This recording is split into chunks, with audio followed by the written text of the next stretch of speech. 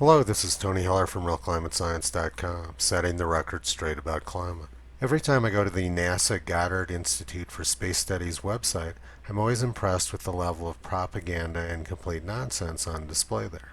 There's very little information about space on the Institute for Space Studies website, and it consists almost entirely of global warming propaganda. And their propaganda always consists of very confident-sounding authoritarian statements. Statements like this one: neighborhoods on New York City's Queens and Brooklyn shorelines will see more frequent nuisance flooding as sea levels rise due to climate change. Note that they say it will happen and it's due to climate change. The author expresses no doubt and no uncertainty. Richard Feynman, the great American physicist and Nobel Prize winner, said, "If you thought science was certain, well, that was just an error on your part." The reality is that there's no indication that sea level rise rates have changed in New York. This is the official tide gauge for Lower Manhattan from the National Oceanic and Atmospheric Administration. The tide gauge is located just a few miles away from the Goddard Institute for Space Studies headquarters. It shows a steady rate of sea level rise and no indication that the rate has changed over time.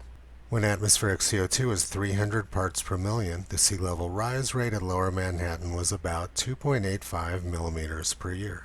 And it's the same story when carbon dioxide levels were 310 parts per million, and again at 350 parts per million, and the same story at 400 parts per million CO2.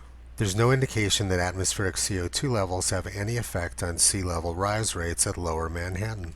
If we were somehow magically able to reduce CO2 levels back to 300 parts per million, sea level at Lower Manhattan would still be rising at the same rate of 2.85 millimeters per year. There's nothing humans can do to control the rise of the seas. Superstitious people have always believed that government can control the rise of the oceans. 1,000 years ago, King Canute had to take his subjects down to the seashore to demonstrate to them that he had no control over the seas. The superstition that the government can control sea level still pervades society 1,000 years later. If we go back even further, 20,000 years ago, sea level was 120 meters or 400 feet lower than it is now. Manhattan was buried under more than a mile of ice at that time. Then the ice melted and sea level rose 400 feet. NASA wants you to believe that that 400 feet of sea level rise was natural, but the last couple of inches are man-made. And the reality is that most of the sea level rise which we appear to be seeing at Lower Manhattan is actually due to the land sinking. There is no scientific justification for NASA's authoritative statements about New York City flooding. They're simply spreading fear-mongering propaganda and destroying NASA's good name in the process. NASA's James Hansen is the guy who started the global warming scare before Congress in 1988. At that time, he predicted that the West Side Highway along the Hudson River in Manhattan would be underwater within 20 or 30 years. According to Hansen, the West Side Highway should have been underwater no later than last year. Well, this is how the West Side Highway looks this morning. I'm guessing that those are not U-boats and that Hansen was wrong with his forecasts. Here's another feature on the NASA Climate Propaganda website. Earth's fresh water is moving. Some places are getting much drier, which leaves areas like the American West exposed to fires burning hotter and longer. The words imply that the American West is getting much drier. Let's look at the actual data. This is the official precipitation graph for the western U.S. from the National Oceanic and Atmospheric Administration. The blue line is the trend line, and you can see that the western United States has gotten wetter since the 19th century.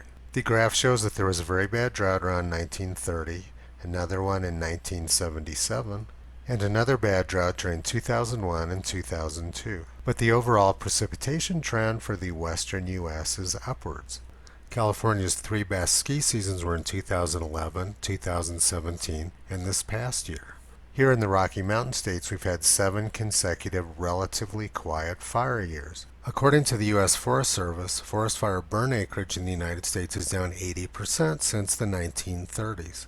So once again, almost everything being claimed on this NASA webpage is incorrect. And they make these claims with such great authority.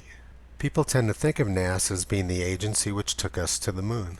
But many of the people who did go to the moon are hopping mad about all this climate junk science coming out of NASA. 49 former NASA scientists, engineers, and astronauts sent a letter to the NASA administrator in 2012 blasting their global warming stance. Is NASA playing fast and loose with climate change science? That's the contention of a group of 49 former NASA scientists and astronauts. On March 28, 2012, the group sent a letter to the NASA administrator, blasting the agency for making unwarranted claims about the role of carbon dioxide in global warming. Here's a quote from the letter. We believe the claims by NASA and the Goddard Institute for Space Studies that man-made carbon dioxide is having a catastrophic impact on climate change are not substantiated, especially when considering thousands of years of empirical data, the group wrote. With hundreds of well-known climate scientists and tens of thousands of other scientists publicly declaring their disbelief in the catastrophic forecasts, coming particularly from the GIST leadership, it is clear that the science is not settled. At the time, the GIST leadership was NASA's James Hansen, the guy who predicted that lower Manhattan would be underwater by now. The president at the time was Barack Obama, and he chose to ignore the people who went to the moon and instead accused them of being the Flat Earth Society. Barack Obama, who has no background in science, called the people who took this picture the Flat Earth Society.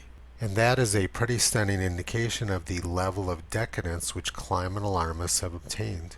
Visit Toto on the web at realclimatescience.com. He's been pulling back the curtain on junk science and propaganda for a long time.